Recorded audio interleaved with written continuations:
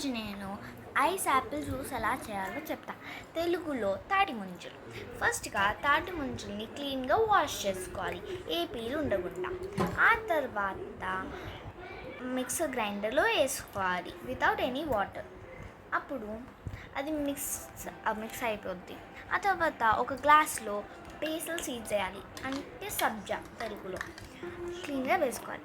ఆ తర్వాత షుగర్ వేసుకోవాలి, ఎంత కావాలంటే అంత.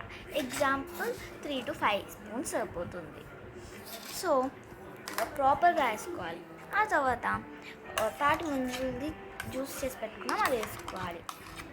అప్పుడు మిల్క్ వేసుకోవాలి, లైక్ కొంచెం మిల్క్, అప్పుడు థిక్గా ఉంటుంది జ్యూస్. అప్పుడు మంచిగా మిక్స్ చేసుకోవాలి. టేస్ట్ సరిగ్గా వస్తుంది, ఎంత మిక్స్ చేసుకుంటే అంత ప్రాపర్గా టేస్టీగా ఎమ్మీగా ఉంటుంది. సో ఎందుకంటే మిల్క్ అన్నీ వేసాం కాబట్టి. ఇప్పుడు నేను టేస్ట్ చేసి చెప్తా, మీకు కూడా చాలా బాగా నచ్చుద్ది. టేస్ట్ నేను ట్రై చేస్తాను, ఎలా ఉందో చెప్తా.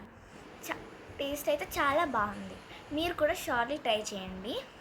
నాకు ఎంతో నచ్చింది, మీకు కూడా చాలా నచ్చుద్ది. Thank you, bye.